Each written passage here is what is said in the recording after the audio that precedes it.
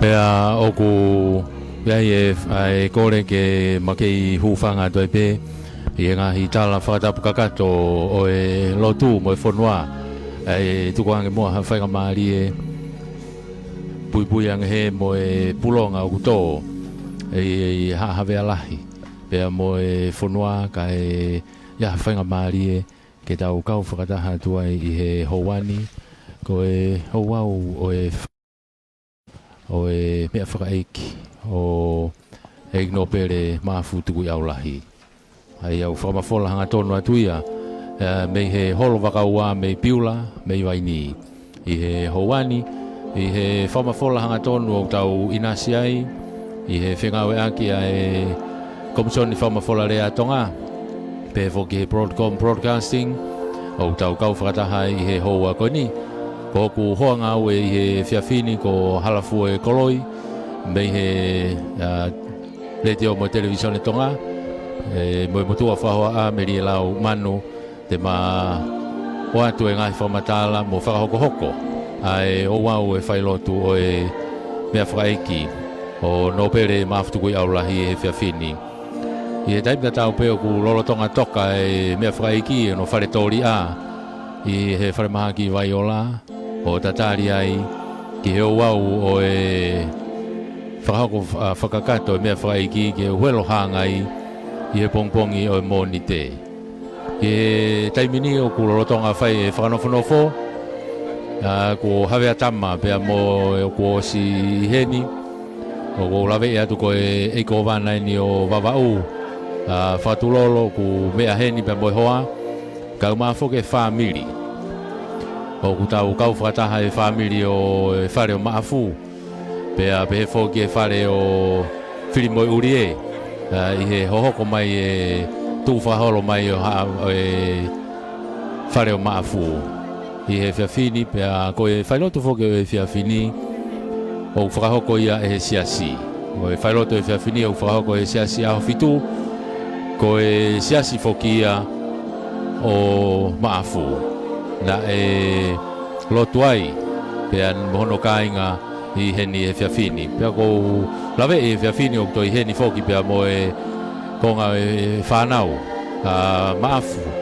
i he whiawhini ko Charis hika whirilava pea mo mereseini alalate o kuna i heni pe ko e whanau ia ku heni ka e pehe foki e ngaahi fatongia katoa pe o tau kau whakataha i he whiawhini ko fohe ko e fohe uria o e hahawea lahi ko e tatakia o e ngaahi fatongia o tau kau whakataha i e mea faka'eiki ko e ni ko ulawe i pe fogo o toi heni whakataha pea mo Ekaterina Elizabeth ko e taha pe fogia e whanau Maafu ku i tongani i he lolo tongani. Lolo tonga ia ku mea pe mei Nusila ai toenga ko ia o e ai whanau eki te vita unga tangitau pea pe fogia eki lavinia homo whareono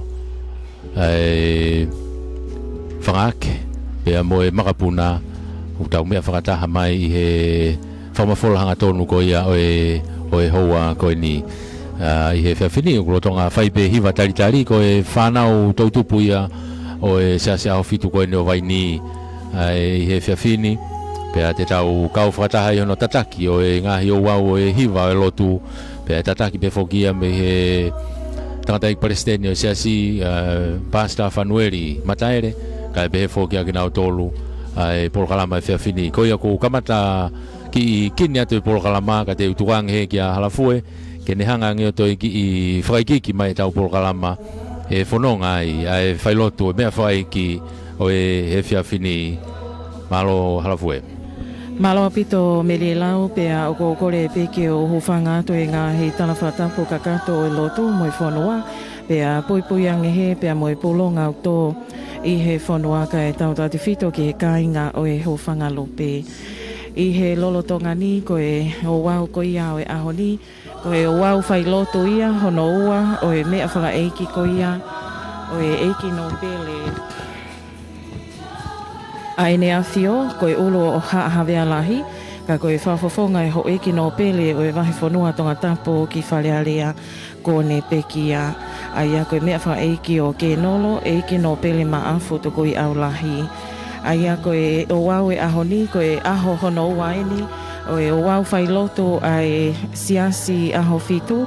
Aia koe kāinga loto e Siasi Ahofitu koe Siasi fokieni ne whakakaunga tāmaki ai pekia pea o ko amanaki ke fkhoko e o wau Failotu koe ni aia ko whamafolanga tonu atu ko ia i he houani me i he holo wakaua aia koe lolo tonga hiva talitali atuai ai Siasi o e kāinga lotu kai o foki ai tautupu o e Siasi Ahofitu amanaki ke hoko atu i he hoko totonu ai ono e kamata ai e lea whawhailoaki aia e fakahoko atu e hiko funga waka pea ka hiri pe ko ia e lea whawhailoaki e hoko atu ai pe ki hono lawa tu ko ia e himi aia e lawa foki ia e fila te fia lato ko e Faifekau fokeni na to whakanofo aia ko e Faifekau ko ia tene whahoko atu ai lau ko ia o e himi pea ka hiri ko ia e hoko atu ai pe foki ki he o wau ko ia o e Lotu pea mohono whahoko atu e wau Lotu e ahoni aia e whahoko atu ia e pasta atu ko pasta aku ila salapongi ko e champlenia ai apiako o e piula pea ka kakato ko ia e hoko atai pe foki ki hono hiva ia te Lotu ai eiki aia koe whai hiva e whai hiva ko ia ki e kau hiva o e whiawhini ko o peti awha pea ka kakato ko ia e hoko atu ai pe foki ki hono lau atu ko ia o e same aia ko elta siotame katoa pea ka hiri ko ia e hoko atu ai pe ke taha o e ngaahi manato melie a sione havea taione ko e whakafofonga kele ia Lord Maafu tuku i aulahi kone pekia. Aia ka hiri pe ko ia o e taha ngaahi manatu melie ko ia ko sione havea taione nene whahoko atu e manatu melie pea e hoko atu ai pe foki ki he taha o ngaahi hiva o e whiawhini pea me he tautupu ko ia o e Siasi Ahofitu ko ia o Vaini pea ka hiri pe ko ia e hoko atu ai pea mo e toinga o e taungahi kolokalama ko viriami polotu tene lau atu o e taha ngahi ko ngatohi to o ia me he tohi o whakaha wahe taha whawes taha wake taha tolu pea ka hiri ko ia e to e hoko atu ai pe foki ki he taha ngahi manatu melie aia ko e manatu melie ko ia e whakahoko atu ia e one toto a nisi a musia e a pea me he poto ngawe ai ngahi Failotu Fonua whahoko atu e taha ngahi manatu melie o e whiawhini i he wau ko ia e Failotu e Siasi Ahofitu pea ka hiri ko ia e hoko atu e pe foki ki he poupou ko ni whalau marie i he wau e Failotu e ahoni e tataki atu ia e pasta Fanueli Mataele ka koe palesiteni ia o e kāinga loto e Siasi Ahofitu pea ka hiri ko ia hoko atu e pe ke himi tuku aia e sipela atu ia Siasi Shankol aia ko pasta Siasi Shankol pea mohono kelesi ko ia o e o wau Lotu o e ahoni e kelesi atu ai pe ia e he palesiteni ko ia o e kāinga loto e Siasi Ahofitu pea i he houani ko e anga ia e tuu ko ia e tau polokalama ki he ahoni aia ko e aho hono Vaini o e Failotu o e mea faka'eiki ko ia o ke nolo eiki Nopele Ma'afu tuku i aulahi i he ahoni pea ko e Failotu foki ai ko ia ni lawe atu ki ai a melie lau ko e Failotu e ni e Siasi kāinga loto e Siasi Ahofitu e ko e Siasi ni ne whakakaunga tāmaki ai eiki Nopele ko ne pekia i he lolotongani wanawanaiki ki atu pea e taha ngaahi hiva ai kāinga loto e Siasi Ahofitu i he lolotongani pea o ko mahino aniafi hangepe koe ne mo mea mai ki ai whawhau atu i he e tau live stream ai televisone Tonga kai o Maafu ki e Broadcom ai o wau Lotu, ai kaungawi whapuleanga ane awhi, ia mahino pe i he lolotongani, ai fie kaunga mamahi, ai kāinga Lotu, whataha pia moe pūlonga tō i he Fonua kai taurewhito ke kāinga o houwhangalupe i he lolotongani, pia koia o ko watai pe foki ai whaawhi, whamawholanga tōnu atu i he tau live stream, pe si Facebook, lava peke mo mea hanga tōnu mai ki ai, ka te o oanga i pehe ki a Melie Lau, ke ne toi hanga o whamaala ala tu ai te whaaki ko ia ko iai, ai kāinga ko ia nau kau whataha i he lolotongani, pia mo e mea faka'eiki ko ia, ko ia wau Failotu ia e mea faka'eiki, o e eiki Nopele, ai a ko Lord Maafu te koi au lahi a ko kā koi ulu o haawea lahi. Malo Melie.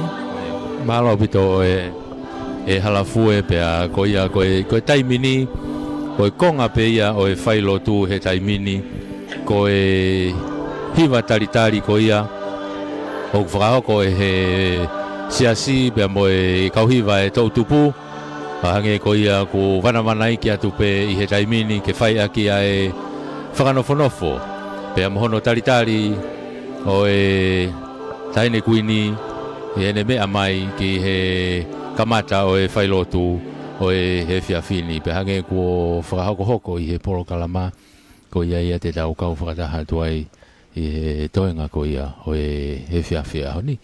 Fatongia foki he hongo tawhaaki ko ia o e whaleo matapure. Mei he ni ko katoa ki toka moe lolo, lotuma, pe foki ki a pakula'a. Pea mei he pea anga o ku Faifatongia mei ai mau kirikiri, pe foki ki a uhi. Kai uma foki e kau matapure o ku Faifatongia i he whiawhiko ia o e ahoni kai pe foki ki a Lotu maongo kie, tene whai ai tali o e rea mei he o matapure pe koe ni a Maafu mei tokomololo pe mo Vaini i he whiawhini. Ko lawe e taimini ko e whanau mo e makapuna o Maafu nau i he ni he whiawhini, e tau kau whakataha i he kaunga tengihia mo e Failotu o e whiawhi o e ahoni.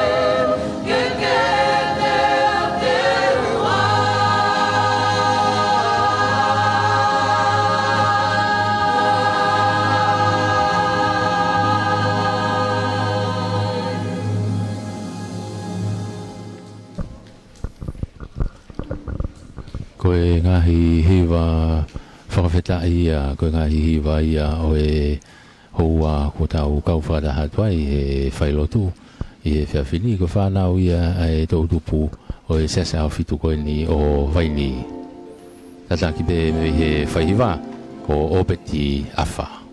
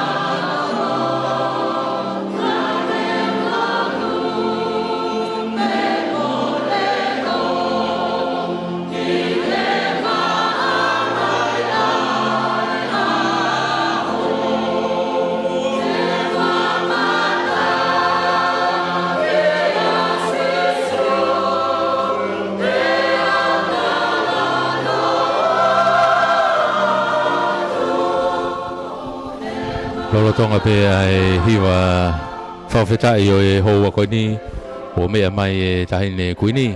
Kuini nana spau i he holo whakaua ki he houa o e Failotu o e whiawhini.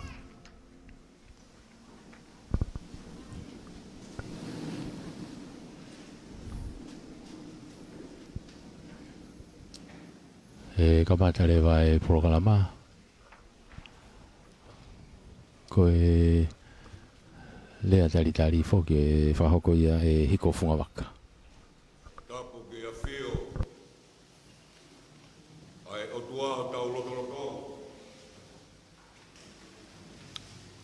Tapu mo e kere, ik Nopele Ma'afu tuku iau lahi, mo hahawe lahi. Tapu ke Ta'ahine Kuini, nanas pau tuku aho, koe Kuini o whina Tonga. Tapkeaiki Nopele Fohe Ma'afu Moi hou'eiki o Fonua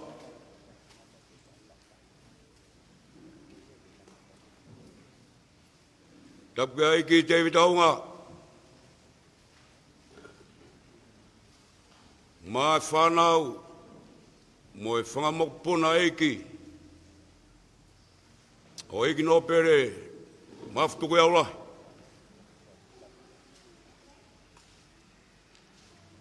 Tapke tangata'eiki Faifekau Pure wahenga Lotu Siasi Ahofitu na Tonga Ka koe Faifekau pure Oe wahenga Vaini Moha taulaiki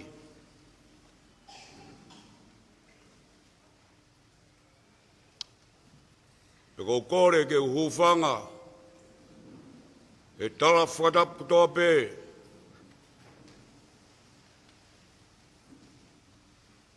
Ka tā mua Lotu makiongo kie. Mauhi.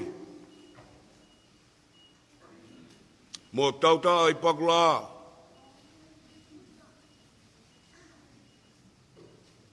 Ke tapai ki nā tue fatongia. O fotu ai.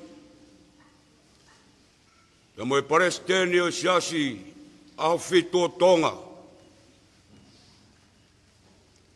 Kai uma ai kau taulaiki o Siasi. Kai ngā Lotu ko toa pē. E kua ongona ai whase sila.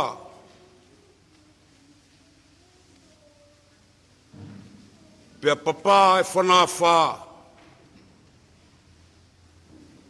Monuka e ala wholau. E kua toka e o tukawe ngā. Pea me whare tōria. O kuongo. Pea uhu ke palesiteni. Kai uma e kai ngā Lotu hono kotoa.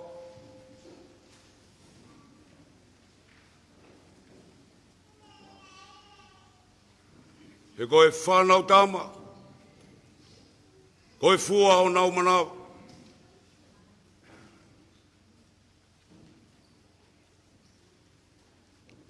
Nā ke whā he maia ka whā. Pea ke piki, pea ke vela. Ka e toa e amusia e a. Koia, au mau sisi taurewa. Amusia e a, o kulava o mamata.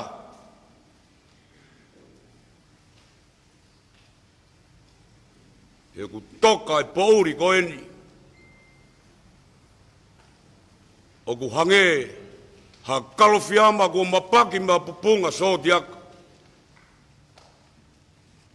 Amusia e a toa e kakala.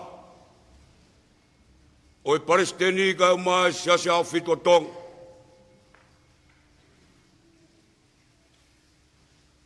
Koloa'ia ku puke puke. E kai ngā Lotu. Whaia e pore pore mo e laukau.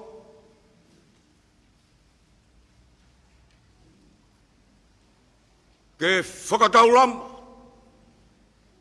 mo whakamam, ai Fonua, I Lotu pēr moeak, pēr hiva I pēr moe tāpuaki, mea eiki Nopele Ma'afu tuku I aulahi. Ko ena ai kere kere, amusia a, fotu ai Lotu, fotu ai moea ko.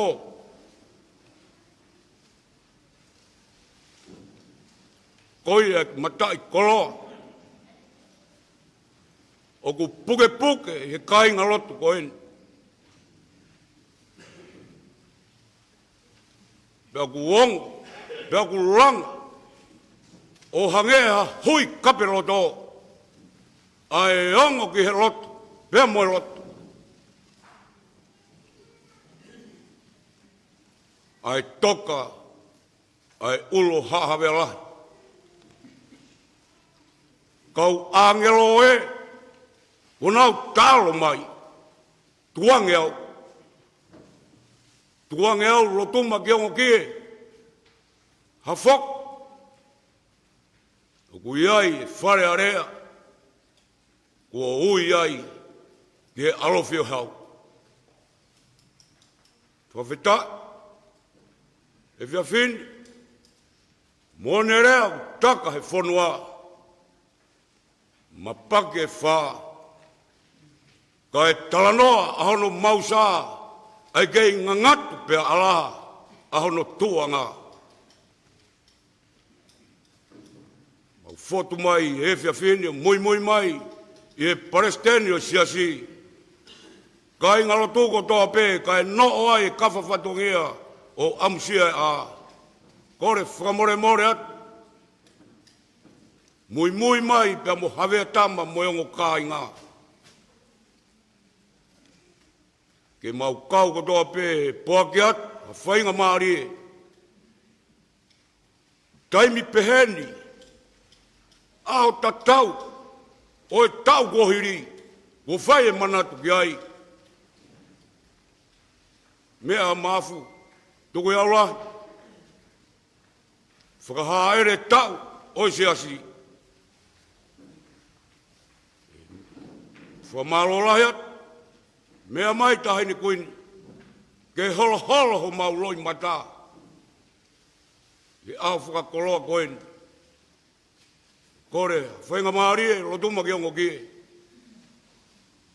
Whakakato atu, fatongia Siasi, ke whaiha tau whamiri, ka moe whakahaere o tau, o tau whakakoloa koeni.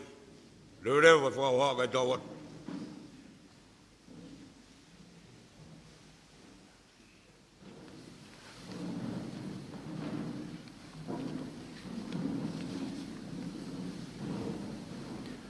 Whakatolo atu, Ta'ahine Kuini, tuku weke u talamo kāpui, i ngaahi tala o faki ku osi hano whai,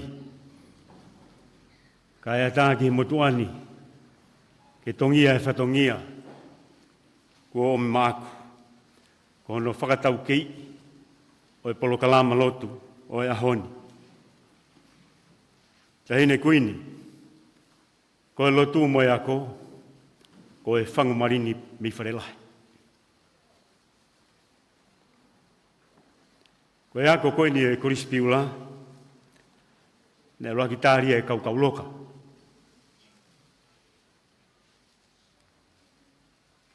E tō ki hiki mai, ki whangalupe. Ko hahawe alahi. Ko nui ngau kei tāi mu ai pehe una, i he Lotu mo e ako, he koe mea pēa ai whetu una. Ko e tangata'eiki Faifekau na ne tatake Lotu ane a fi. Ko tangata'eiki Faifekau pe ia, me funga maho e wha. Pe koe motua koe ni o whakahoa Ta'ahine Kuini, ko ki motua pia kau loka. O mia ki he holoanga hau, reo matapā be, ia kāpukawa ki hau, o tui Tonga. E kou fia be he fini, e kou kau pehe lau, ko e taki mua e whetuna. Whakatau kei, polo kalama, o e aho koeni, hiria e ku lea, te tau hiva rewa he uangau walongfulu māwalo himiri, e fakahoko ia, e Faifekau, ko talitali fia Lotu. Hoko ki eiki ha Lotu, e fakahoko he Faifekau, ko kiulas solopang. Pea hoko ai lotu hou'eiki, te taki pea o pit afa. Resioni uloaki, o aho koen, e lauia, e ereta, suatami katoa, ko sami te aua ni ma.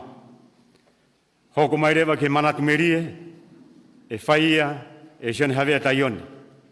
Hirigo ia, e hoko rewa, ki e hiva, e fakahoko ia, e he tautupu a Vaini. Hoko ki e resoni, hoko hoko, hono hoko, whahawa he taha wha, ves taha ua ke taha tolu. E fakahoko ia elta, vriam pulotu. Pea hoko ai ki ha manatu merie, e fakahoko atu ia, e one toto anisi. Pea hoko ai moa hiva, e fakahoko ia, e he kau talavou ko ia a Vaini. E tau fakahoko rewa he palesiteni siasi, Faifekau Fanueli Mataele, ai pou, pea tau toki himituku rewa, he uangea wanu fulu maono, e fakahoko ia he Faifekau, ko siasi sankolo. Pea tau fakahoko sia ke hono keresi, e he tangata'eiki palesiteni ai pe, Faifekau Fanueli Mataele. Malo obito.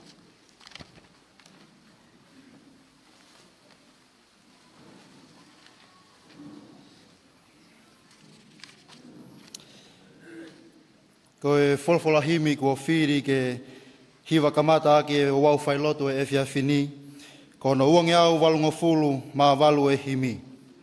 Ua walu, o ko ui e he eiki e ne kakai i mamani, ke nau teu ki he api o nofo i he tēniti. Te tau nofo he tēniti, o ke au ki api, nofo langi ia i he kolo o he otua. Ka mauia, e mo meha ke tau hiva.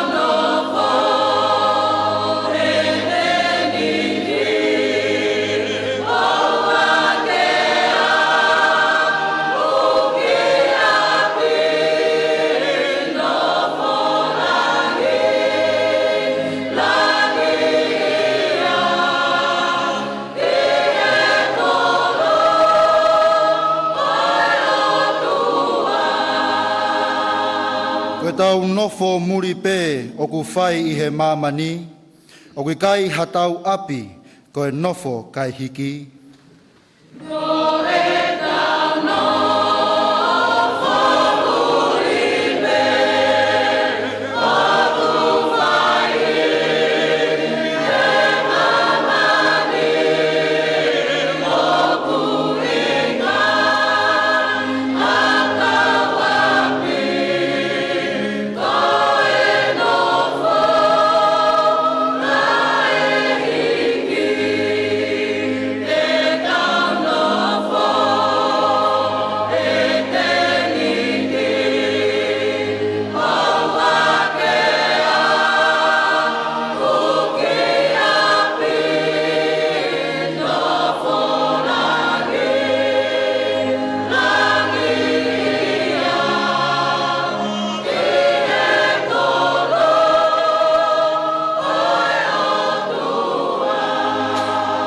Vesi fraosi, ne hai e tau mo ui he seini o kakano, ka kua vete ho tau hai, kua whai ho tau huhui. Te tau nofo he tēniti, oua ke au ki api, nofo langi ia, i he kolo o otua.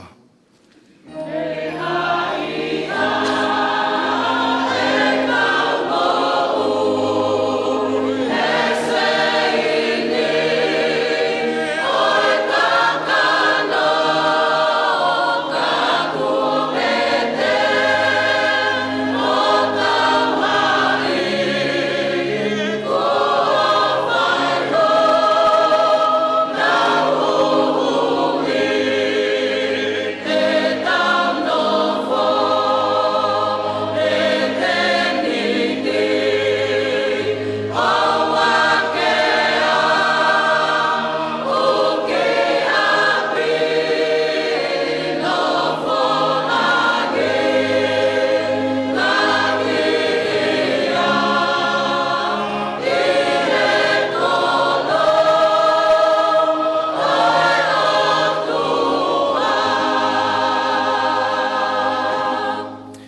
kindly invite you all to please be seated.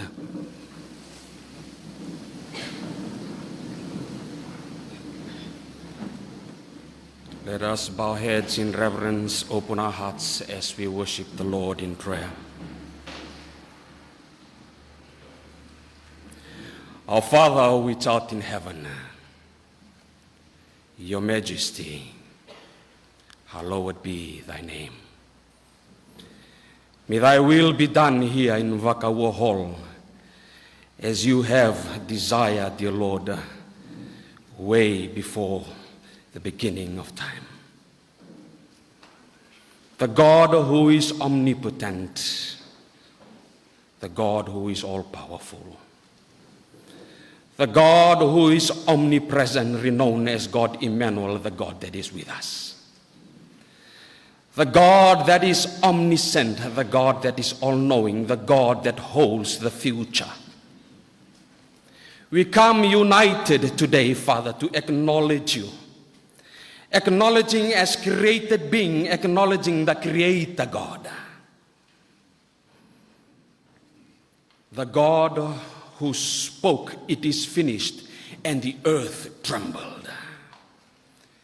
The God who spoke, peace be still, the winds and the waves came to a standstill.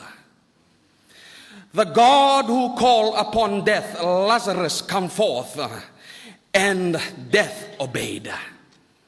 The God who have made mention in John 14, 1-3, let not your heart be troubled.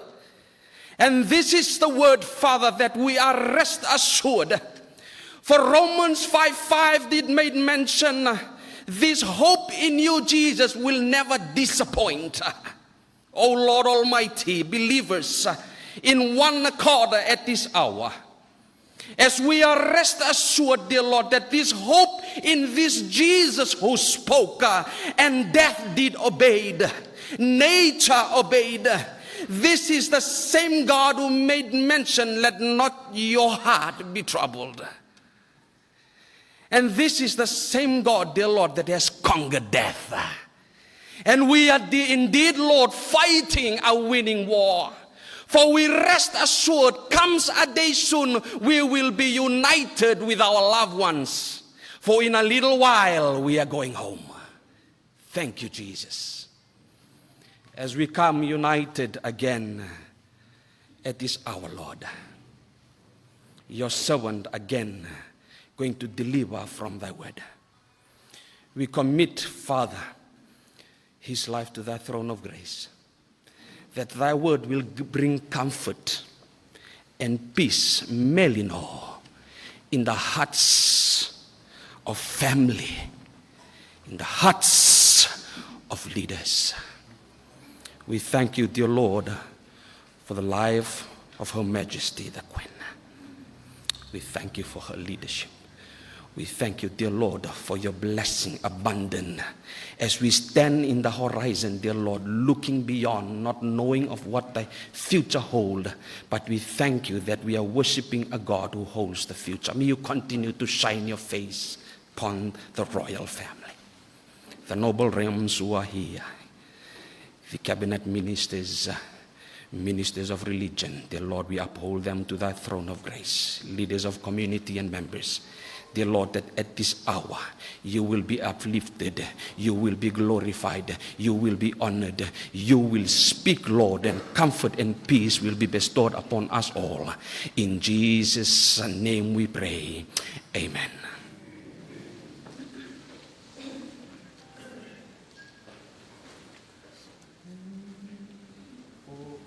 Failotu.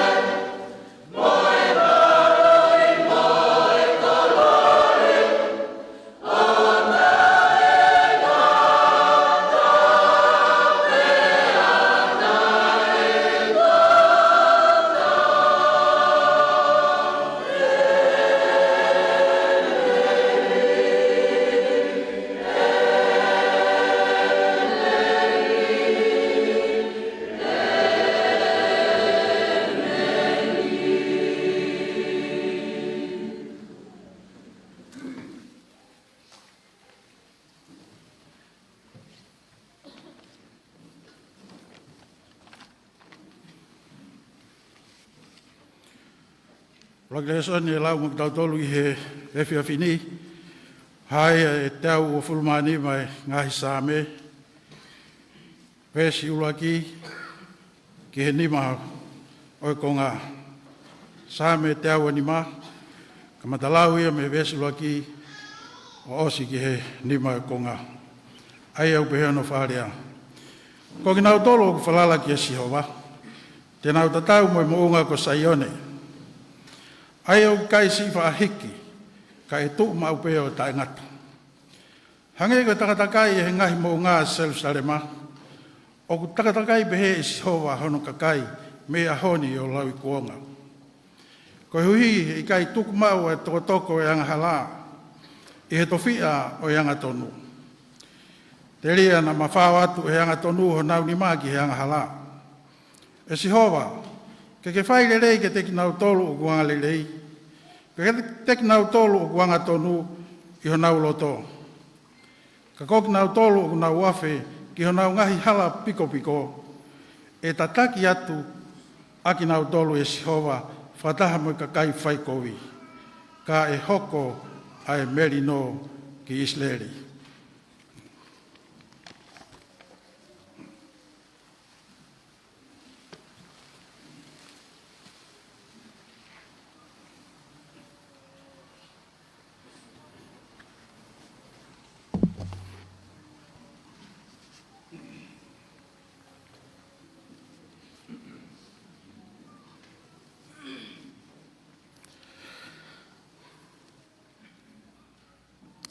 Whatapu ki he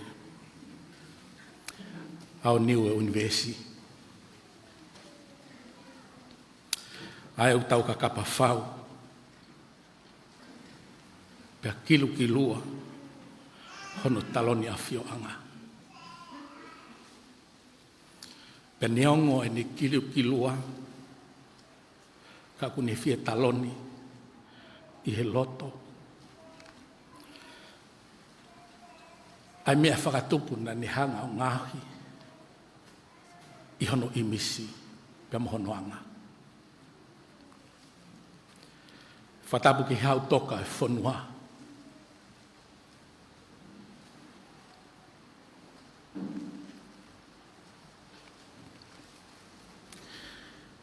Tamako kingi tupo uono. Whatapu atu Ta'ahine Kuini o Tonga.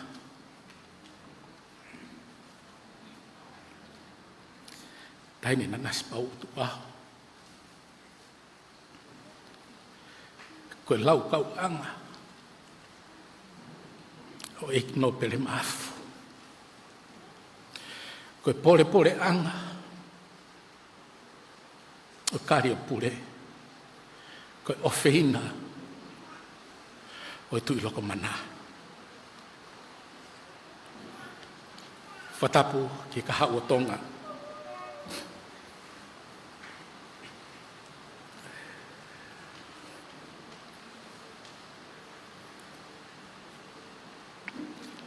Whatapu atu whohe. Ek Nopele whatulolo. Hou'eiki Fonua. Pendeongo kai ke naumi aheni. O whatapu mawahe ki he uitou. O kamata Maafu. Pehe whatapu mawahe ki he tangata'eiki te vita unga. Ta'ahine ko whangahake hoa mo whare ono. Pe mo tulu mafua.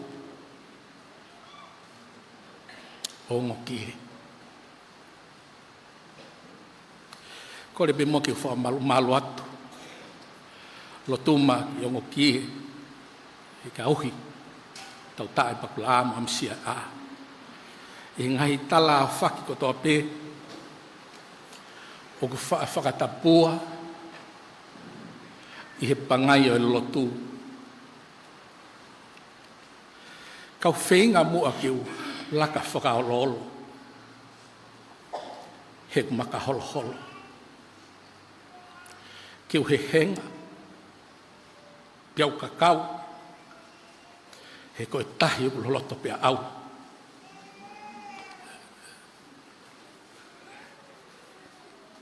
Kautari koe, ki he fatongia ko kou nao he tangata'eiki palesiteni, o Siasi Ahofitu, ke whai pe mua ha manatu merie. Ta'ahine Kuini na tako o pehe ko hai tua o ku ua i pangai. Ka koe motu ani,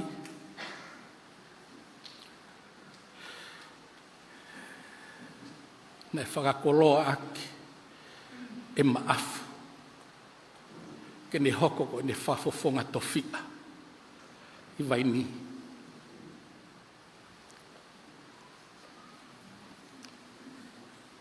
Koe whiohi, ne kai ke iai hano tatau. Pea te ria nā taku ko halanga i mamahi. Ka he kai te maulawa whakalongo. Ko ui ko hou'eiki lahi na neanga whakatua. Pena i kai ke toi uwhi kaua a ene mo ui whakasisu kalaisi. O mau toloto monu ia, pea mau tai marie i ene ofa. O kai keu ilo pe teu i heni o ka pau na kei lau marie. Tene whekau au ko wheitu ua tua.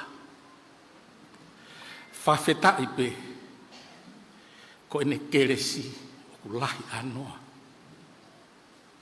Pa neongo no whainga Ta'ahine Kuini. Te whainga pe mua haku lere i taha ke whakakakato e fatongia ko omi mo ako.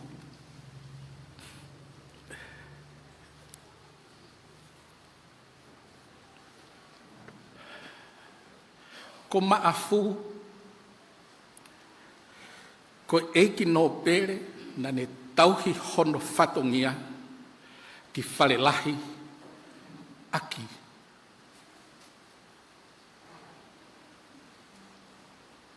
Ai ko toa o ene mo ui. Nei kai ke loto a Maafu ke tuku noa hono ngaahi ngafa fatongia talu pe mei tuai i hono fua ki he hau o Tonga. Pea koe fua fatongia ko ia. Nai i kai ke ne toi loto ke whakakawenga a hono kāinga. Whakatou osi pea me he hufanga lupe mo tui loko mana. Na ne fua whaitoko tahape.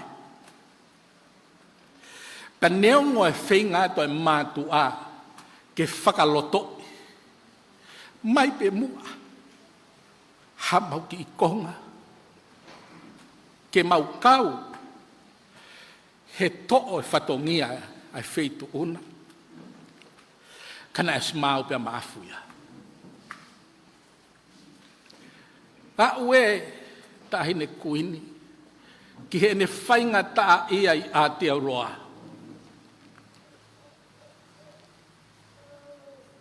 Lolotonga e toe po uri. I whare o waia. Na ne fua toko tahape. A hono fatongia ki he hau e Fonua. Pehe ki hono laukau anga. Ta'ahine ko nanas pau.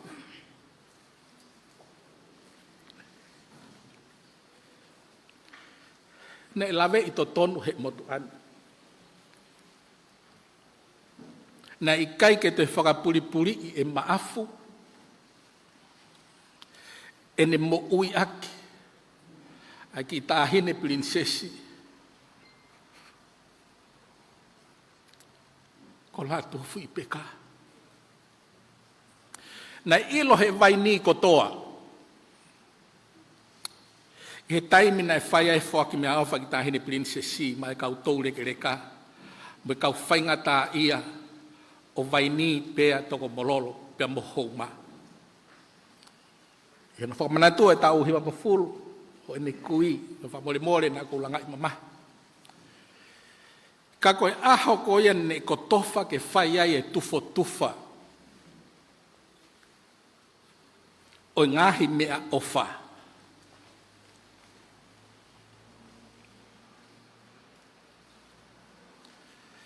I Vaini pia mo toko mololona e whai me he api ki he api. Ko Maafu eni. Maafu eni o mui folau holo. Me he api ki he api. Ke fakahoko hono fatongia ki he ne ki pere. Whamore nā kui kai ke ta tau e ta mau. Ka koe me aini na mata tonu he poko i matatuani. A uki he whainga a ene awhio ke tau i ai hake mai ai whaito o kona tapu ki he Fonuani. Ko Maafu eni. Na e tai mua. I hono whanongonongo ke ilo he kakai ko toa pe i hono tofi a. Ka mau hataha moha whaito o kona tapu. E to o pia whawhaingata ia i halesi sita. Hono ko ngā Fonua whakawhamiri i hono tofu ia. Ko egi Nopele nane mua mua. Pane whakamua mua e mea ko toa pe whekau aki pia moe hau e Fonua. He koe ne moui na e whaki ko toa ke malupi ai hau o Tonga. Ko eki Nopele na ne tauhi hono fatongia ki si ono whamiri. He neongo na lahi ai ngaahi fatongia o eki Nopele Ma'afu i pure anga.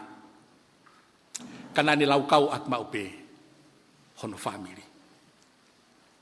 Pea koutu yo whamooni pe ki heni a witou. I he ne ofa i he tahine ko whangaake hoa mo whare ono, veikune. Pehe ke tamasi i ko eiki te vita unga, pea pehe ki si ono whangamakapuna. Ika ike ngata ai kana ni ofeina foki ngo ki fofonga, o tau kau whakataha. I he holo wakaua, a ika whiri lava, na mo mere se ini. Ko eiki Nopele na e ofa he masiwaba mo whaingata ia I hono tofi a. Na ikai ko ene ofa ke mau ane mea. Pe ko ene tufa ke toi whakafoki mai. Ka koe ofa whaitu ngaa. Koe ofa ki he masiwa pa mo whaingata ia. Pea kwa mooni ai Vaini ko toa pe ki heni Ta'ahine Kuini. He ku mau tai maaria ia ki mau tolu. Koe kau kumi Fonua mai. Ki hono tofi a. He koe uhi koe eiki koe ni. Na ne tufa hono kere kere. Ki he kau kumi Fonua mai ki he hu whanga anga e whanga lope. Moi vai ko where Fonua. Nei kai ke Lord Maafu ke ngosia si ono kāinga. I he ngāhi fatongia o ona ki hau e Fonua. Pehe ki hono ngāhi ngafa fatongia whakapureanga. Nga ne fua fatongia tō tahape.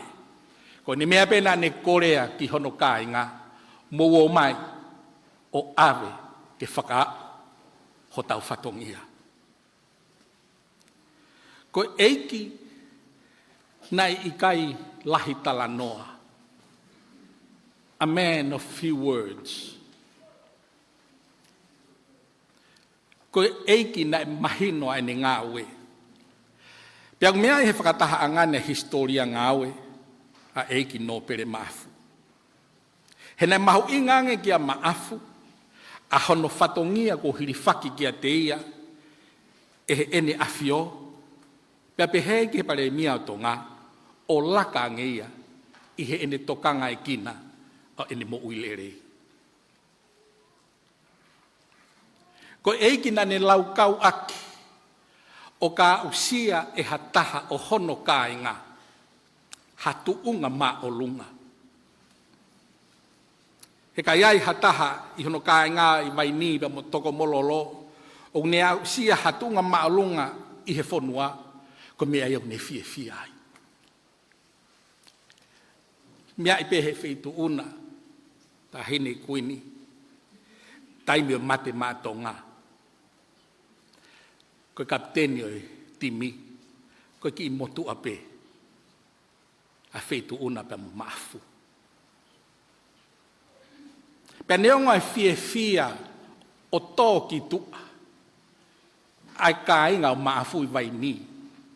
Pe nau hanga taofi hala taufa ahau, ke nau feiloaki pe mo nau whanau tama. Ne hoko e aho ko ia, koe aho fie fia taha ia o eik Nopele Ma'afu.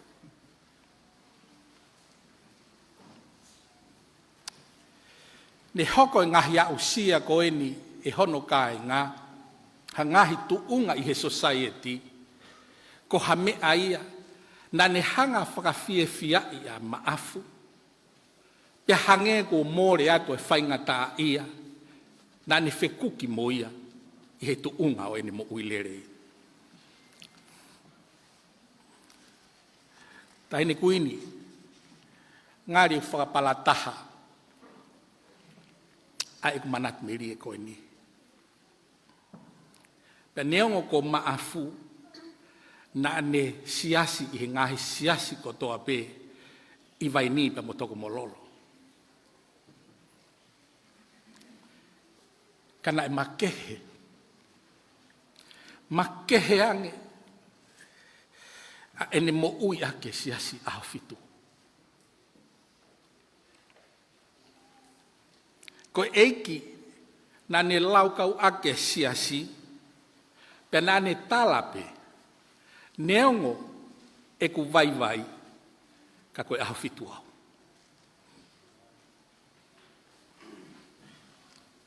Na ne mea i ai sāpate, o ku tauhi e Siasi Ahofitu, o ku kamata ia me he toa e la a i he fiafi toko naki, ki he toa e la a i he fiafi sāpate. O whakatatau, ki he lawa e wholofola. Ne mahino pe a ene mea i ai tauhi sāpate a siasi. He nea u ki loki kapineti, Ta'ahine Kuini.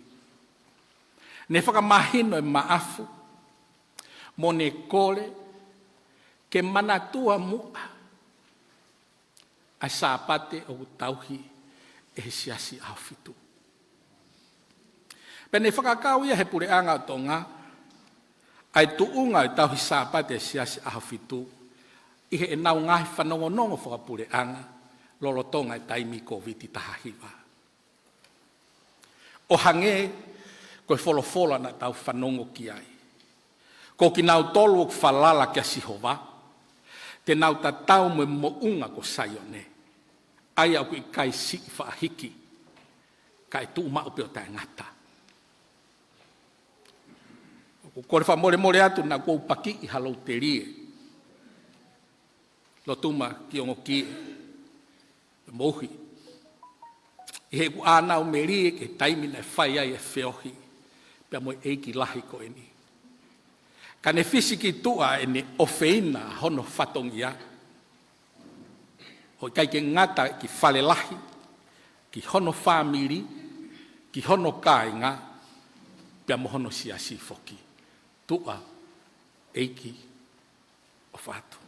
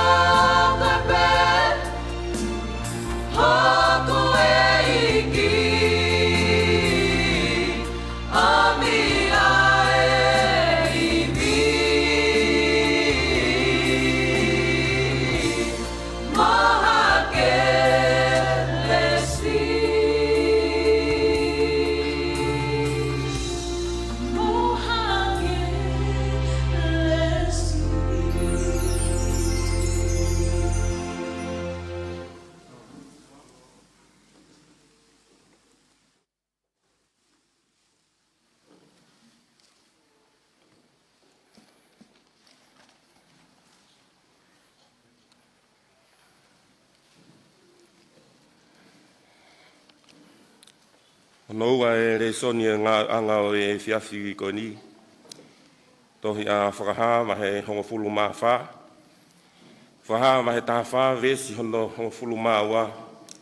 Ia mai hongofulu mā tolu. Pehe hono lau. Ia ko eni e whaakātaki e kakai mā oni oni. Ko eni ak nau tolu o kwhai e ngāhi whikau o tua mo tui ki a sisu. Pene wongo ia le o mehelangi o pehe mai ke te au. Tohi, o monu ia talu mi heni a kakai pikia i he eiki. Io, pehe e he lau maari e, koe uhi, e nau mālolo mi he nau ngāhi ngā we, e au ku mui mui kia teki nau tolu, e nau ngāhi ngā we, tāpua ki e ni fola fola.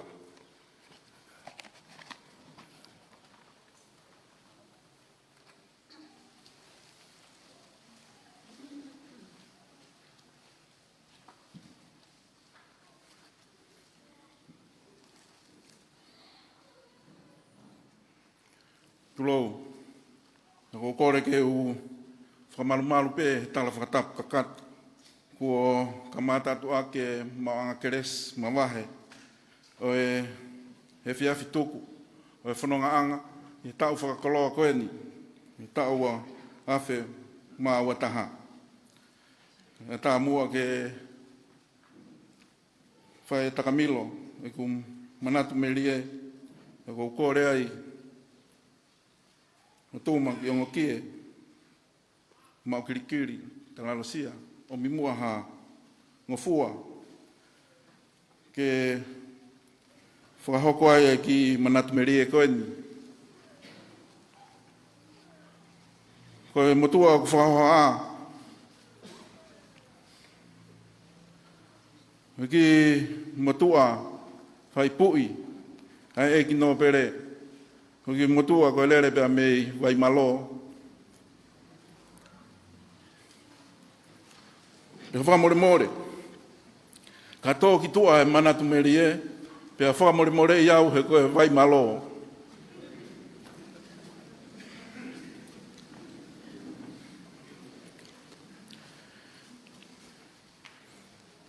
Whamore more nai ai e taimi, nai pekia, ai tamasi si ta, ai hau e Fonua, pe mona nas pau. Nai whai e fakahoko fatongia o whakauri, kia e ki Nopele Ma'afu tangata'u, pe mo ek Nopele, so saya lau si Maafu, ke api ko ngo kie, ke whakahaere kia e faka'eiki. Pe Tonga e whawatu e whakahaere mea faka'eiki ki riu kawa,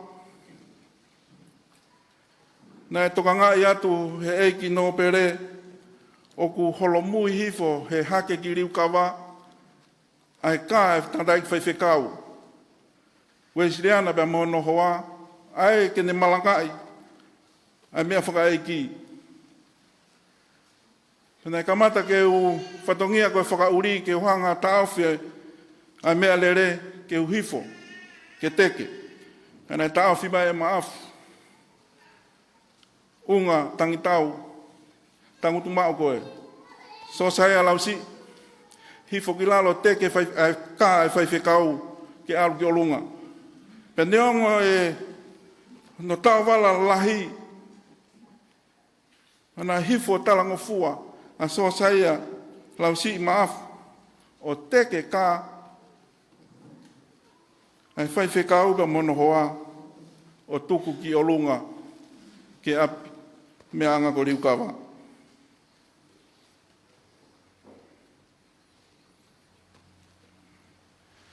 Nā e taimi e siasi, nā e whakanofo, ai vai malo ke tīkoni. Nā e tāpea Maafu, unga tangitau, kia so saia lau si Maafu. Mea toko taha mai pe koe. Ke takau whakataha i he whakanofo e vai malo ki he lakanga tīkoni e siasi.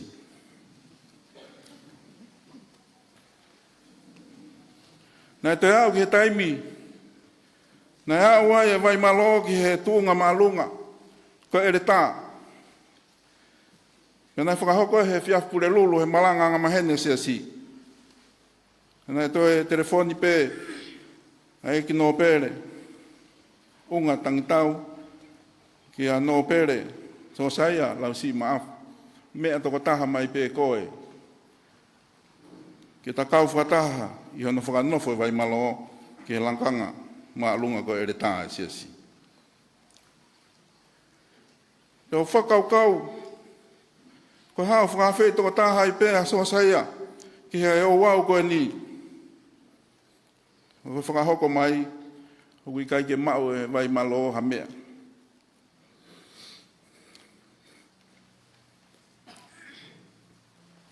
Ke mea mo soa saia ki nuku alofa. Nei, ia e ka wako, he risa e ki Nopele, i he koriskopi ula, na iloa beki mautolu ka wako lai pepa. Nei, e ki motua pia mei hapai, whangare ounga, ko so saia vai hola no hingoa. Ko mea anga so saia, lau si ki he api ko verenga, Pene fakahoko mai a hingoa fo'ou ke ui aka so saia vai hola ka e oua na to e feto ak ka mo so saia lau si maafu.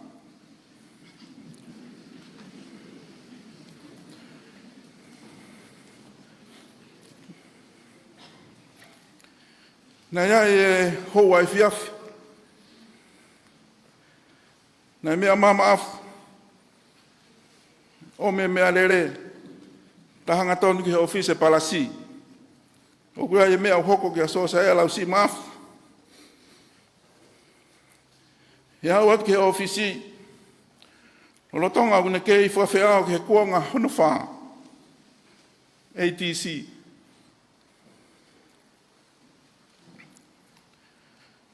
na whakatonga i mai e motu anu o mea maa so sa e lau si maafu o whakapapa ki a Nopele unga tangitau. Pe te ai ke whakahoko atu pe koe haa a mea o ku tokanga ki ai na eloi mata ia hou'eiki pe ane whakahoko atu. Mahalo pe kua lo mia me loto tatau a ho fatongia ko ATC ta koa koe aho ia na fatongia i a so saya lau si maafu pe a mihe fatongia ko ni foki koe ki Lotu toha maniok e kua lo mia pe a me loto tatau a ho fatongia na milimili pe so saya lau si maafu a ene eiki mo fakahoko angi ko taimi pe ia ke fetongi sai pe ku ke ia ha me mau ai pe os pe anga taimi ko to u ye ne afio ke ne hoko ko sketari e office palasi skete la ya ne afio ko me tatau pe ne fakahoko e Nopele yo no foha saia o fabe a lota tatau ke ne toe fie me anga au e aki koe. Koe tangata na ne mamahi mo te ke whare tui. Ke tangata ofa. Ke tangata na e ne whakahoko ai le rei tanga ke teke langi me whare hau. Koe tangata na manako ke tautai. Wai mau pe e fiafi he lo tonga au i ke une mea mai o uta ai ki mātua siasi ke maurere tautai ke whare maka. Pea koe ne fuoloa koe tae kai hei ka pe ngau e ne afo o mau whanongo atu whai pe ne ki whakamuna he wheitu na tau mātau ai. Pea koe lolongo pehe o i kai mai he kuafo he nā ku kaha asi ha paskala ha Faifekau.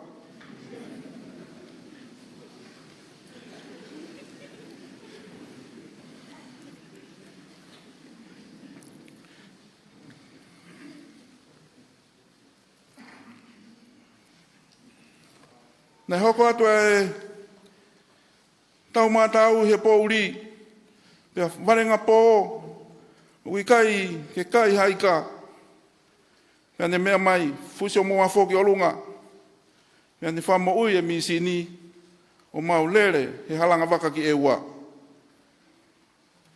pea rotonga mālohi mo e o mai waka pea kua warenga pō pea ne hanga o whakahake waka he ngahi pea ulalahi pea rotonga e mau sio hifo ki he ulu kune toi whakahifo pe waka ki tahi ki halanga waka ki ewa. Pea ne tautou whakahoko ano whakakaka waka tā koa hono whengai ke mau i he taimi tau mātau. Koe tangata nai kai ke wainga wāre u whanga whatapu a koe tangata nai wainga whatu tāmaki.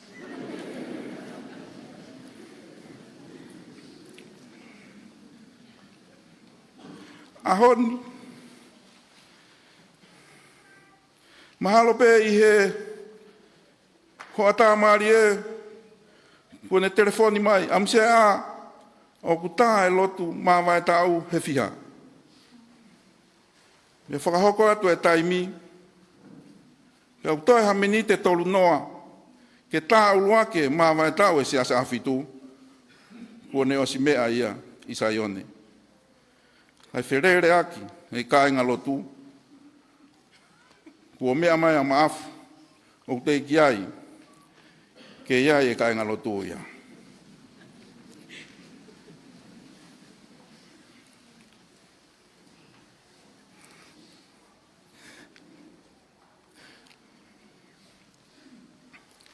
Ahoni, ko ke tatau mai, ki amsia a, ka mo siasi, ki palesiteni, ka umai ki kainga Lotu faka'ofofa, ki kainga Lotu masiwa.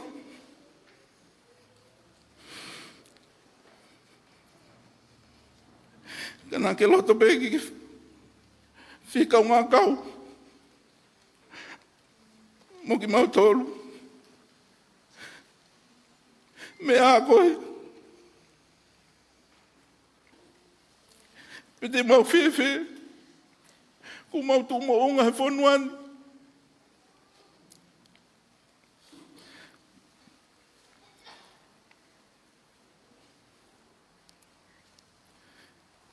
Iho hanga. O whakailo aki mau tolu. Ki Fonuan, i ngaahi fatongia lalahi e pureanga, ka mo siasi. Ku mau ngoi. I hoa koeni. Po ke tatau mai. O whalahi atu. Tatai palesiteni, kawamori, mā penaia. Masi kāinga lotu ano kotoa. Whalaua, tua whatu.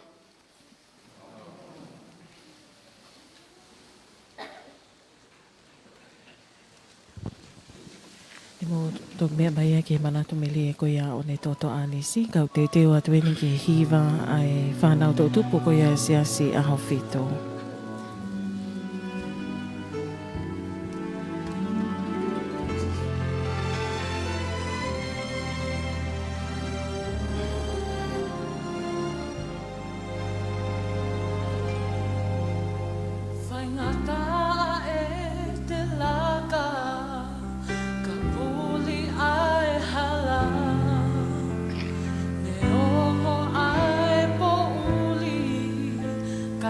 Love.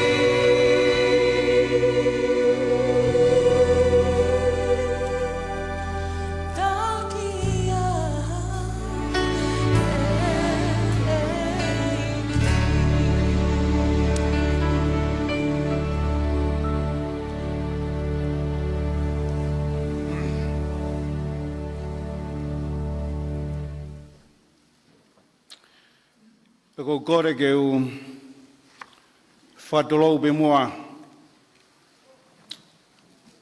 Ki loto ta tau be moe a whio, ai o tua mafi. O kua whio me mehe kilukilua, ka koe Immanuela, hono kakai, koe o tua ia te tautoro. Tolo atu, moe Ta'ahine Kuini. Kau kore pe mua ke u whanga atu I he talaka kato. Koe Fonua be moe Lotu ku osio noa foki. E tāwe mōko e whainga maria e hou'eiki ke whakakato atu a e fatongia o e Faifekau. I he Failotu faka'osi. I he tau awhi ua taha. A e Siasi Ahofitu. E moe Nopele Ma'afu tuku iau rahi.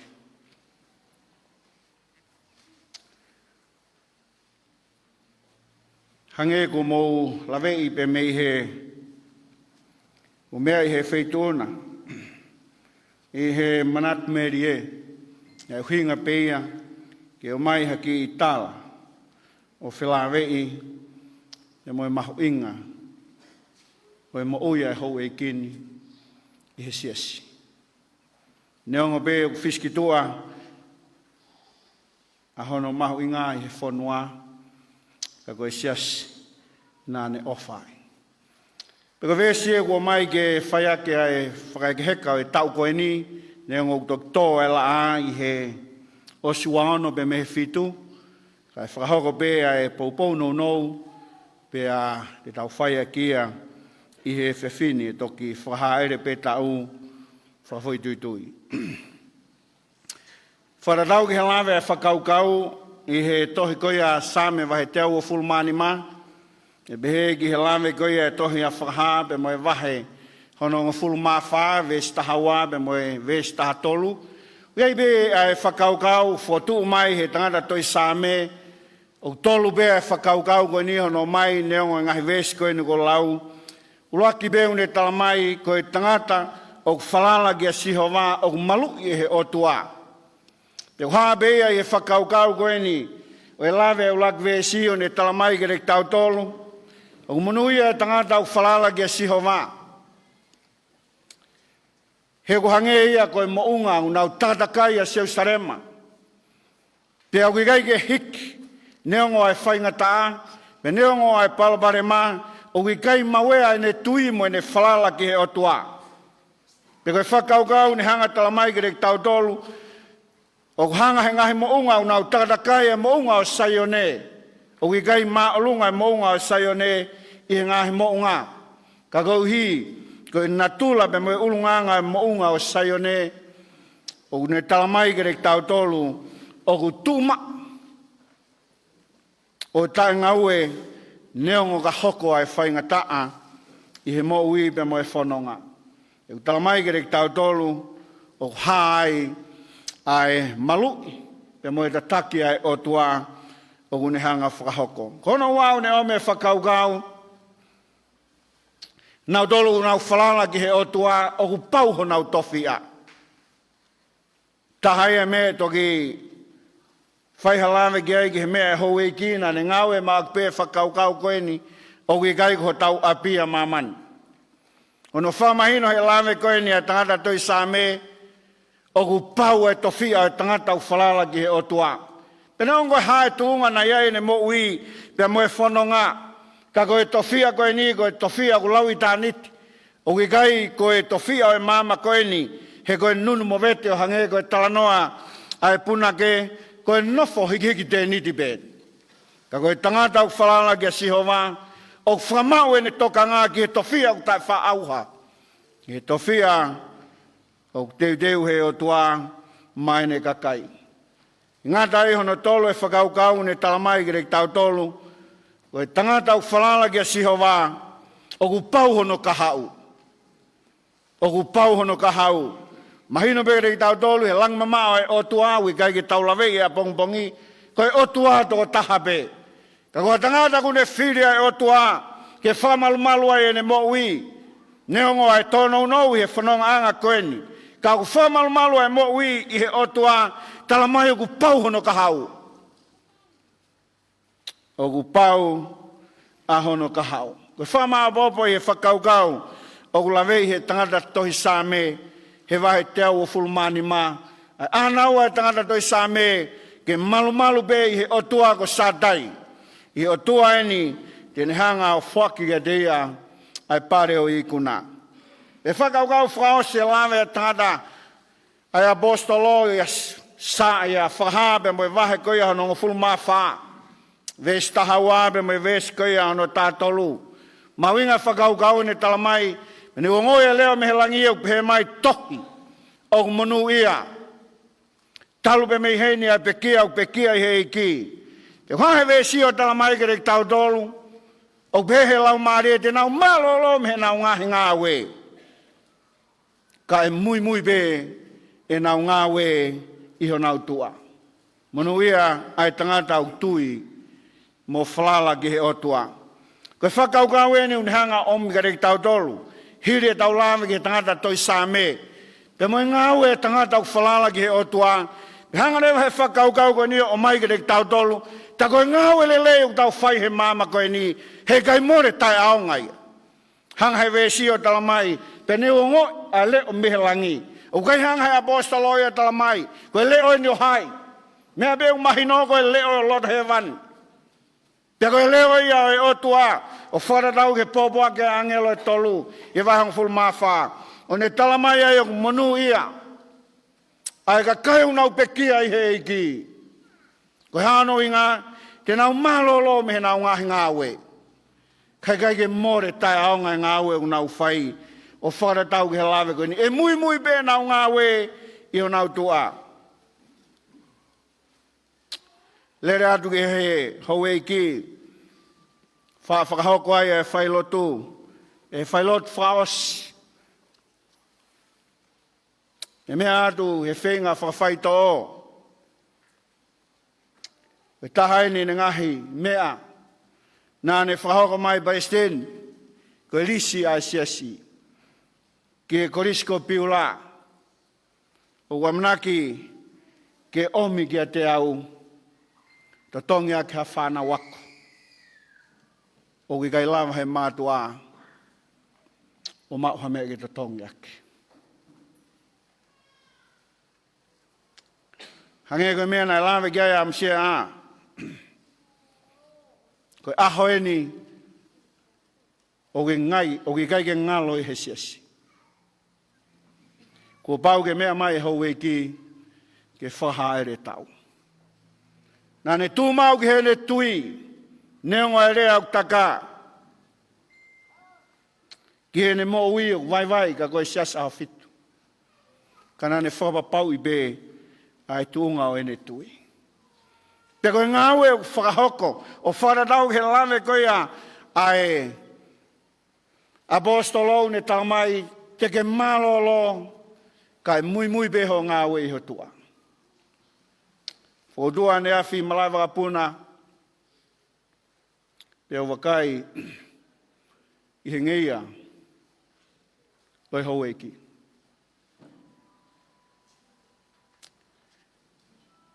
Whahoko mo e Failotu ne e whiafi. Pe o wakai i he ngeia loi hou'eiki. Pe whamoni be lama ia e wholafola. Ni hanga talamai kere tau tolu. O pehe he lau marie. Te ke malolo. Ka e mui beho ngā we. I hatua. Pe ko hinga ia e whakaukau omi. E whakakato ake a houa koeni. He kulea peki ai a apostolo ko paulahe ne tohi. I lak korinto vai tāni māwes ni mawalu ne talamai e kāinga. Mou tūmau o tai ngāue. O mou ngāue ki he iki he kai more tai aunga. Fakafeta'i. Nopele malo e ngāue. Malo e ofa. Lea be ufa matalai aki hou'eiki. Hanga le lei pia ofa hono kakai. Malo e ngāue. E whamoni e lave e wholofola. malolo mi ho ngā we, ka e mui be. Ka ke ngata he mo ui koe ni, ka koe mo ui o kulau i tāniti. O teu he o tua, o hange koe ne āna wā, am sia a hakoa e tau himi, o i kai ho tau api a mamani, o tau api o ki he pureanga o e langi. Ta'ahine Kuini, au whafonga i siasi, ka hui o amnaki, e toa la a, he osi wahano pe mehe fitu, e mawatu ha pōpoaki, talamanu, whakatau whaou, e wheitu una, e amnaki, e hokosia, ai ta ua fe ua, i ngaahi mō meniti pe mei heni, tawanga mo tua mafi. Kene tāpakina e wheitu una, kau mā e whare o hou'eiki. E pehe, ki hou'eiki o kumea heni, kau mā mō tolu o toa pe, o whie o atu ai pōpoaki, talamanu whakatau whaou, ke tāpakina, ak mō tolu e hou'eiki. Amen.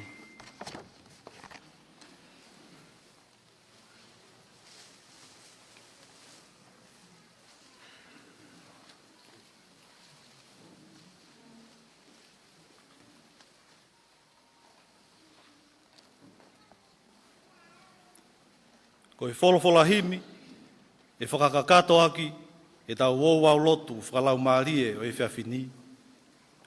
Ko himi uangeau palungufulu maono.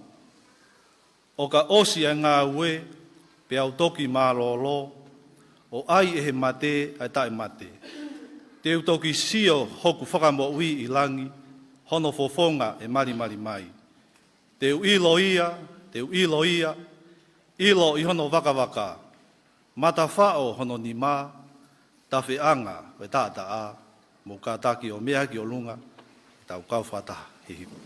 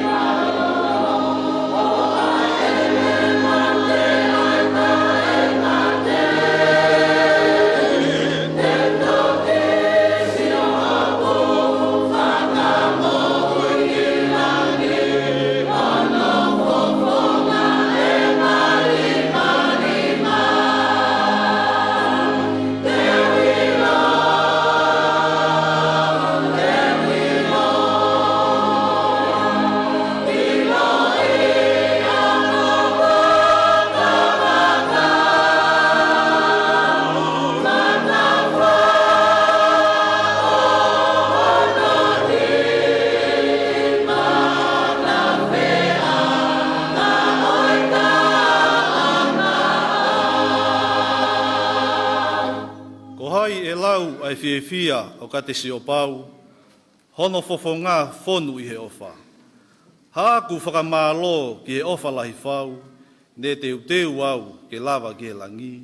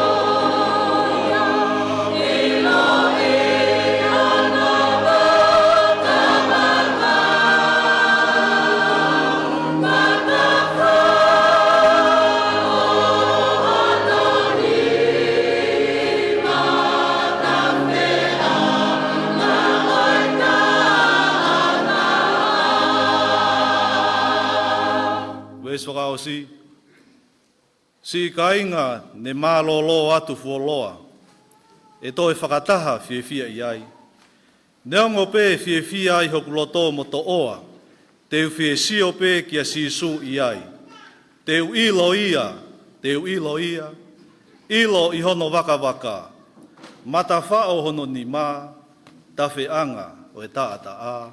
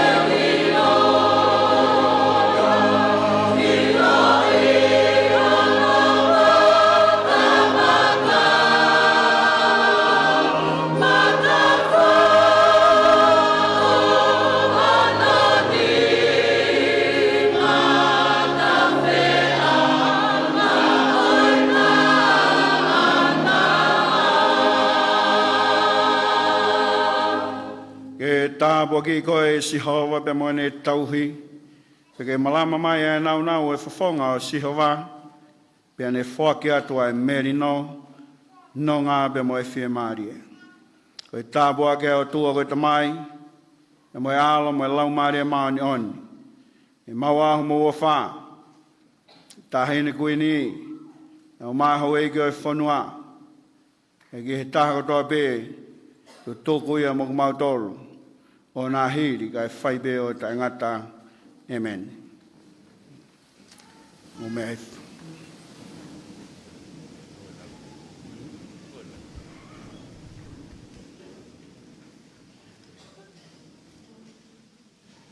Whakatapu ki loto tatau.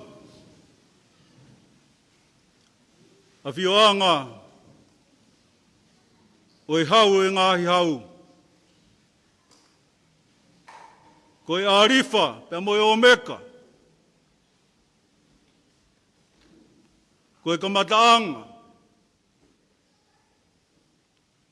Pe moe whakamao popoanga. Whatapu ki he mahina katoa. O kua ala i whangatapuna. Ka koe kuini o whaina o Tonga.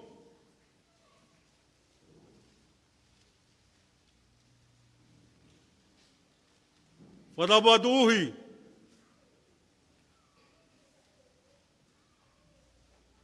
Ka maa korwhanga.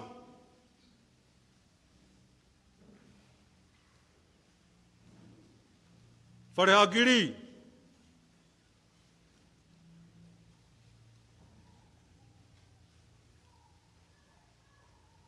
Whatapu kia e Nopele Ma'afu.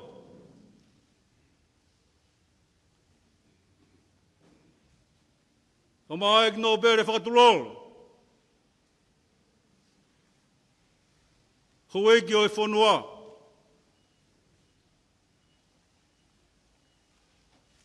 Pakore ke uhuwhangat. I he talamalu e Fonua. Pe moe Lotu.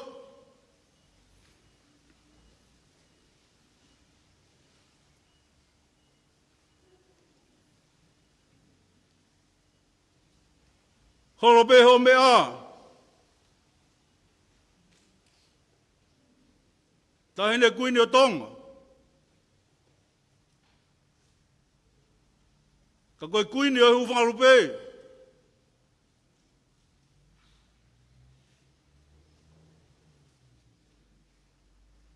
Whamore pe uhi.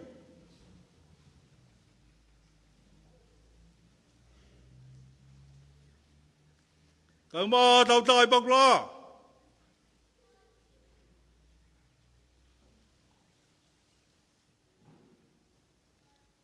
Tuku pe mua ki alo tuma ki ongo kie.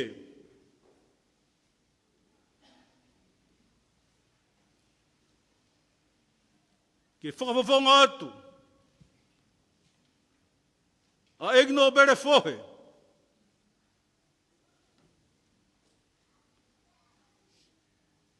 Kau maha hawe alahi.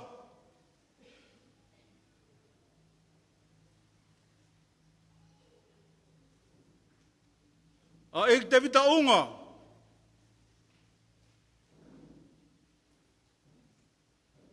Whare o Maafu.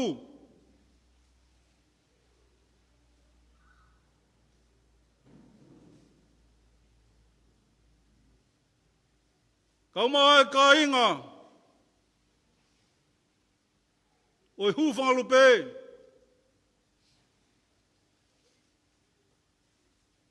Pea moe tuilonga mana.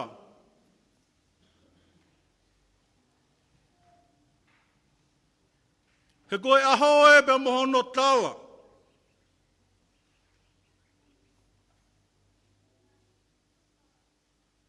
Koe aho e pea moho no anga.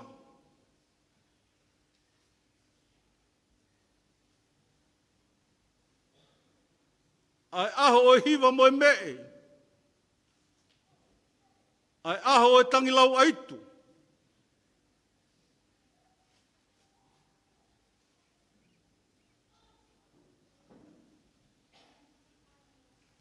Aho e pā mawawa. Koe aho e pi kiuma.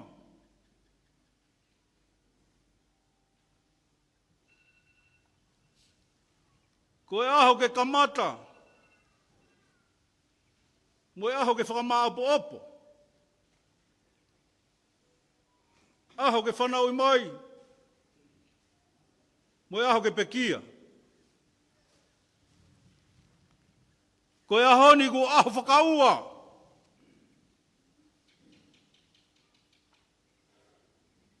Ai whakamaapo-opo.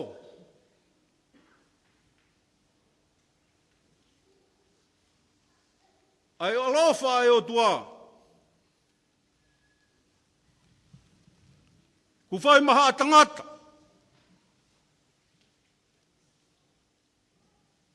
Koe aho e whakaheke heka. O e wholau. Pea mei taime ki i tāniti. O kai ko aho ku whaingo fua. Ki a Lotuma ki ongo kie. He koe ko aho hatala laku laku. Ka koe aho e Fakafeta'i. Fakafeta'i be mau koloa. He neongo kua tō e po uri. O ne hanga ufi kaua. Ai otu Tonga. Pea whiongo aki heongo pore.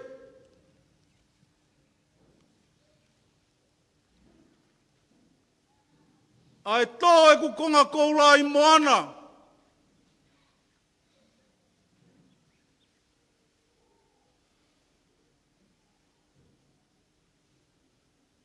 Ka ko e ku makamahu inga.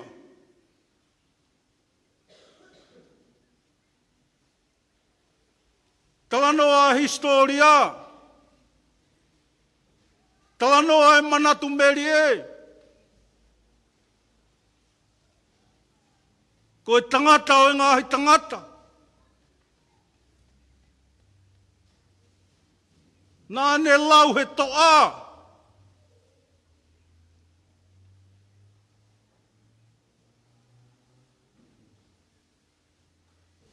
He nā ne kau he takitau.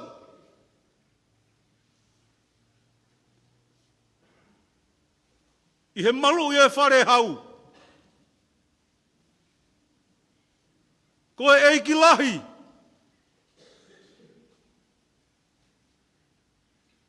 He koe ulu i au hahawea lahi.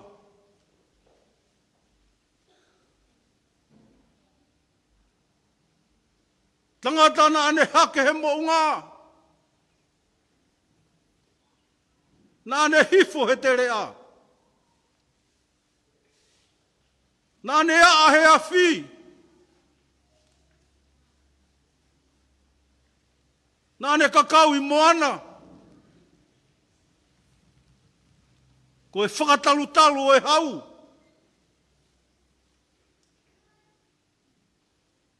ahoni.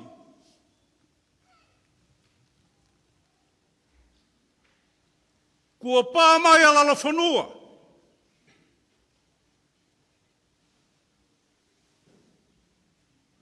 Kua whetapa aki pia moe langi.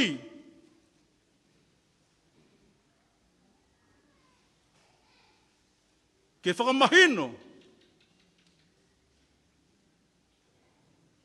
Koe taha ia i ono kautoa.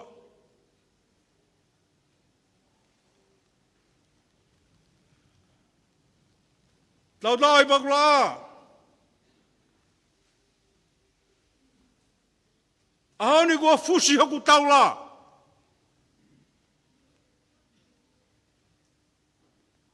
Pea kua toho e ku mape folau.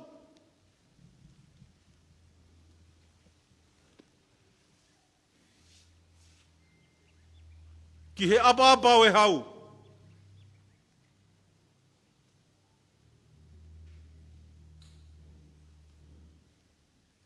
Whakamalo lahi atu. Ki he Ta'ahine Kuini o whaina o Tonga. A hono ha'erea. Ai api ko wakaua. Ongo i he kai ngā Maafu. Hufanga lupe ka maa e tūlaka mana.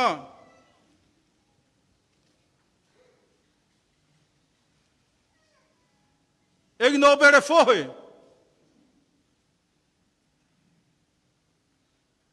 Kau maa e karia o hahawea lahi.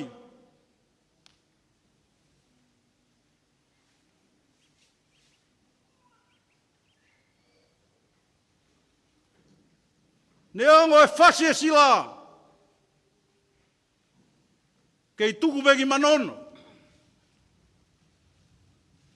Tangata'eiki palesiteni. Siasi Ahofitu. Kamai kai ngā Lotu. O ku tau pere ia mo i ta fua. He ku kei holo pe misiki o baba. Te fua mai ai. He aha koeni. Whai ai hoku whakaloto lahi.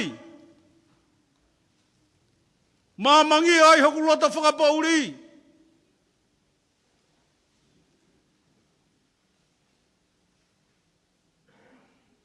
Mahino, ki a Lotu ma ki ongo kie.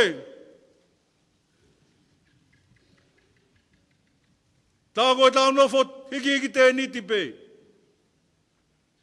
Fakafeta'i e whakamama. Fakafeta'i e Lotu. Fakafeta'i e ngāhi moe ofa ko toa pe. Inasi ai. E te taunga, pena ia Maafu, au maa whare o Maafu. Tauanga e ke tau maringi mai, ai Lotu lerei. Whakoloa ki tau tauru he fkhoko.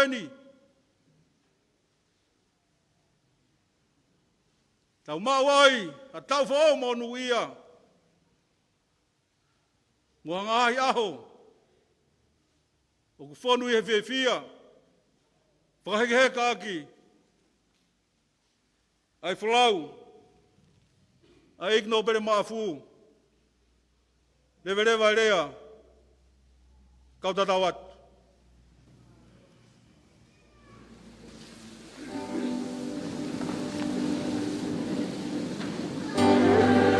Oh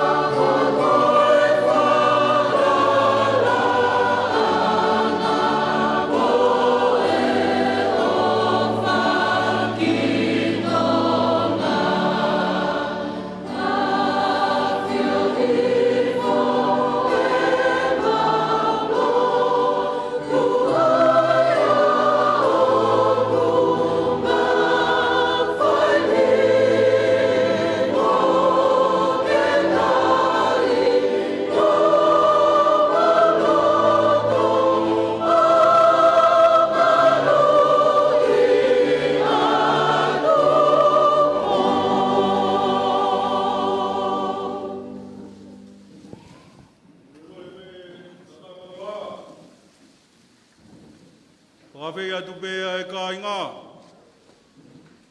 E ofa, teu e ulmotua, e Nopele fohe, ha foka, kai ngā, tuilongo mana. Fou atu peki ai e kai ngā, maro.